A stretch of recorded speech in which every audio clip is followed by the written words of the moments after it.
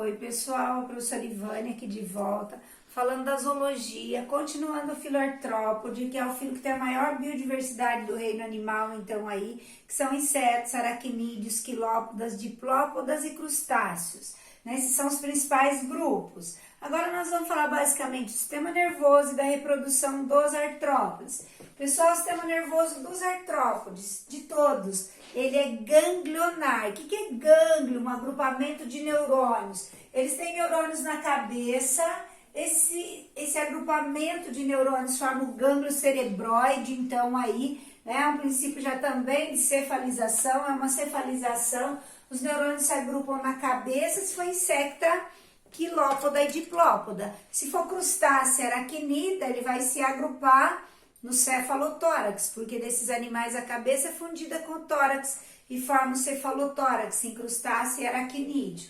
Agora, galera, então olha só, nós vamos descer para um cordão nervoso ventral, e muitos formam um anel, mas esse cordão nervoso, esse gânglio cerebroide, perdão, se liga a esse cordão nervoso ventral. Esse é um duplo cordão nervoso ventral, de onde saem nervos para a musculatura, para movimentar os órgãos, para movimentar então patas, asas, é de onde saem então os nervos aí, desse cordão, desse duplo cordão nervoso ventral. Eles são hiponeuros, o sistema nervoso é ventral, abaixo do digestório.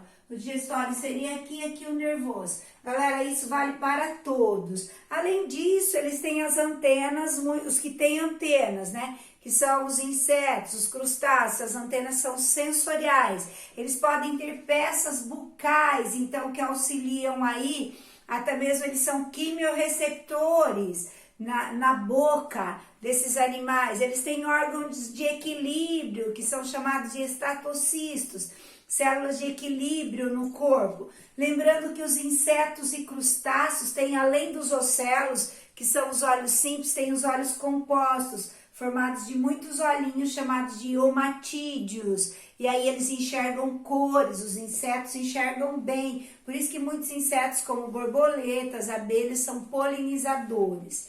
Ok, então agora nós falamos de nervoso. Eles ainda podem ter pelos, cerdas aí, ou pelos sensoriais, que conseguem perceber também o ambiente. Então agora nós vamos falar de reprodução.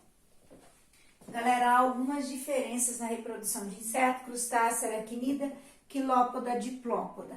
Vamos começar então pelos insetos. Os insetos são dioicos, sexo separado, tem o macho, tem a fêmea.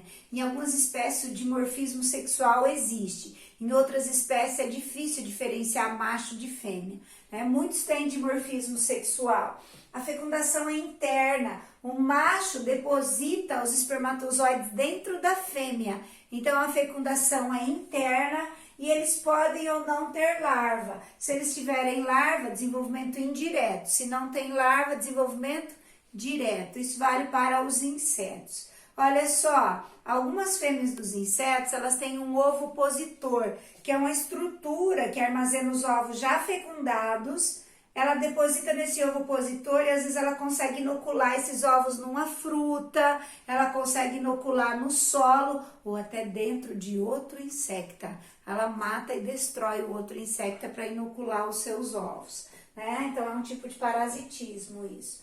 Galera, agora, os insetos podem ou não ter larva, podem ou não ter metamorfose. Aí eles são divididos em ametábulos. O que é ametábulo? Sem metamorfose, é o caso da traça.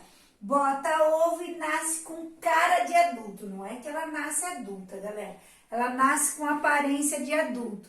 Não tem metamorfose, desenvolvimento é direto. Então, esse não tem. É ametábulo, quer dizer, ausência de metamorfose. Hemimetábulos. O que são insetos hemimetábulos? Que tem uma metamorfose parcial ou incompleta. É o caso do gafanhoto, é o caso da barata, é o caso do grilo, é o caso do bicho barbeiro também. Então, olha só, galera, hemimetábulo, eles botam ovos, do ovo vira uma ninfa, nasce uma ninfa. A ninfa tem perninha curta, asa curta, e depois ela muda um pouco e se transforma no adulto. Isso é chamado metamorfose parcial ou incompleta. Insetos que têm essa metamorfose parcial são denominados hemimetábulos. A palavra hemi quer dizer meio, quer dizer parte, metamorfose parcial. Holometábulos é o último grupo. O que é um inseto holometábulo, que tem metamorfose total? A palavra holo quer dizer tudo ou total, metábulos, metamorfose total ou completa. É o caso da borboleta, é o caso da abelha, da mosca, do mosquito da dengue. Isso aparece muito se o mosquito da dengue é hemimetábulo ou holometábulo. Galera, quando eles são holometábulos, eles colocam ovos. Os ovos viram larvas. Essa larva costuma comer bem. No caso, larva de borboleta é lagarta, é mandaruvá. Aquilo que vocês chamam de mandruvá, certo? É mandaruvá, é larva de borboleta. Ele sofre aí, galera. Ele come muito, porque ele precisa de muita energia para sofrer metamorfose. Aí ele vira uma pulpa. Enquanto ele é uma pulpa, há uma mudança genética enorme. E de lagarta ele vira borboleta, ou de mandaruvá vira borboleta, por exemplo. Então a mosca é a mesma coisa, a abelha tem ovo, tem larva, tem pulpa e adulto. Então isso é uma metamorfose total, completa, né? Que é o caso da borboleta, é o caso do mosquito, é o caso da abelha, é o caso da mosca. Então os insetos podem ser ametábulos sem metamorfose. Agora tem vestibular que já perguntou assim, quanto à presença de metamorfose, os insetos podem ser ametábulos, hemimetábulos e holometábulos. Galera, tá certo, porque ele disse quanto à presença, porque ametábulo é a ausência de metamorfose. Estou dizendo quanto à presença. Ok, agora nós vamos falar um pouquinho, os insetos fazem partenogênese. É quando o óvulo origina um novo ser sem haver fecundação. As abelhas fazem isso. Elas colocam um óvulo que nasce o zangão sem fecundação. Aí, galera, o zangão é haploide, porque ele é filho só da mãe, só da rainha. O zangão não tem pai. Ele vem de um processo chamado partenogênese. Mas os crustáceos, os aracnídeos também podem fazer partenogênese. Então, vamos lá. Próximo, crustáceo. A maioria dos crustáceos são dioicos. Raros monóicos, como as cracas, que são crustáceos sésseis, fixos, que não se movem. Então, os crustáceos são dioicos, tem um macho separado da fêmea. Raros monóicos, poucos são hermafroditas. A fecundação é externa. A fêmea, ela põe os ovos e o macho deposita aí os espermatozoides, então, e há um muco, ela secreta um muco, esses ovos fecundados ficam grudados no abdômen dela, lá no telso e no urópode. E aí, galera, forma a larva. A larva se chama zoea, mises, protozoea. Então, olha só, náuplio. Essas larvas, quer dizer, então, que tem desenvolvimento indireto.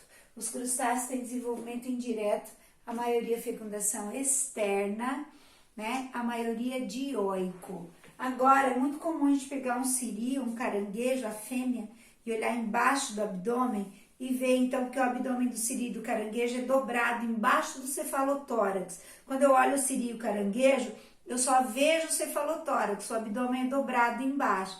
Às vezes eu vejo a fêmea cheinha de ovos ali, tá? Embaixo, ali no abdômen, então. Galera, então os crustáceos também, algumas espécies, fazem partenogênese. O óvulo origina um novo ser sem ser fecundado.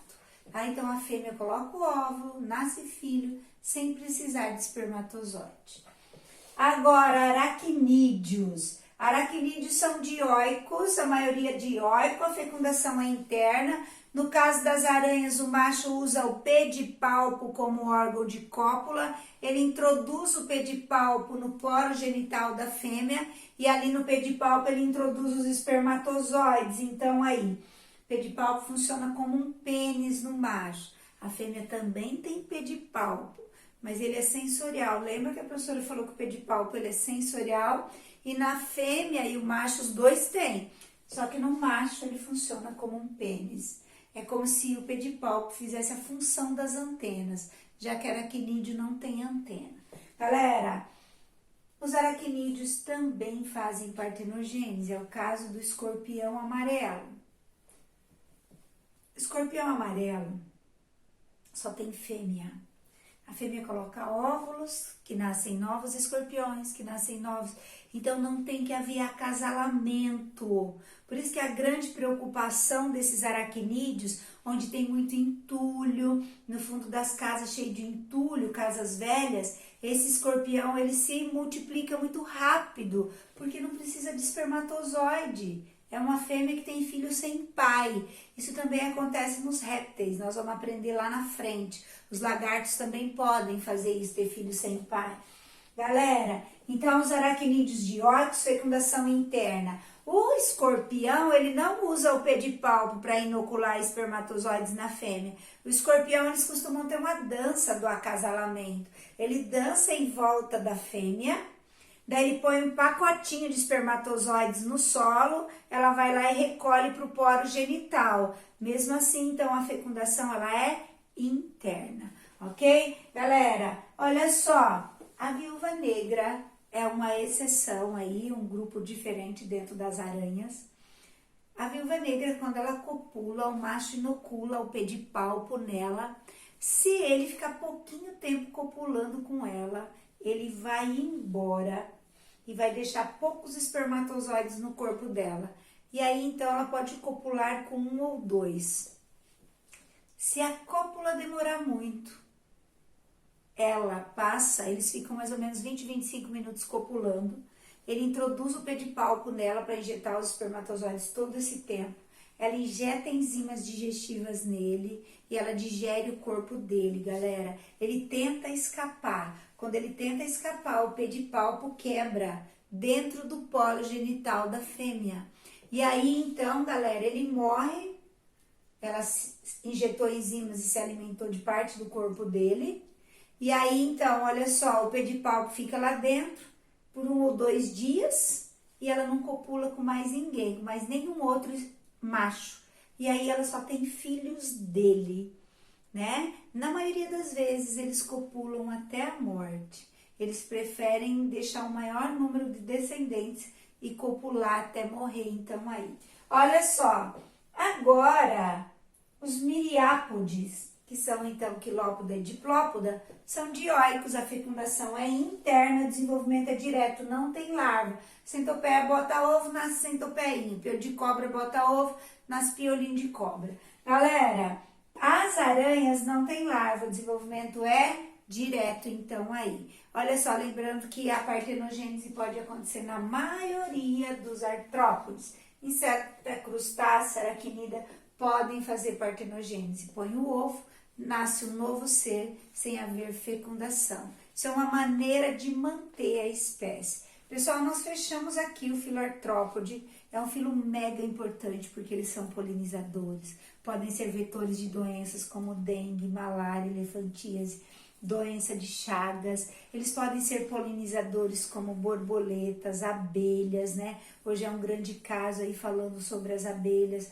porque a pulverização agrícola com os aviões está matando muito as abelhas e muitas espécies de plantas que dependem das abelhas para serem polinizadas e se reproduzirem podem desaparecer. Então, as abelhas, eles podem ser vetores. Os artrópodes podem ser comestíveis, como os camarões, né? Então, como os crustáceos, pessoal. Olha só, os crustáceos são comestíveis. Em alguns lugares do mundo eles comem aracnídeos, não é da nossa cultura, mas em outros países eles comem aranhas, eles comem insetos, eles são uma fonte de proteína muito grande, é até uma tendência do mundo para se voltar para esse tipo de alimentação aí, não sei até que ponto, mas há uma tendência, né? A literatura fala sobre isso. Pessoal, então eles são um filo que tem uma grande biodiversidade, uma grande importância ecológica, econômica, na saúde. Então, eles são um filo que tem realmente uma grande importância aí. Pessoal, se inscreve no canal da professora Bilda Ivânia para todas as vezes que aparecer um vídeo da biologia, toca lá no sininho e você vai ser notificado, então, todas as vezes que aparecer, então, aí, um vídeo da professora novo, ok?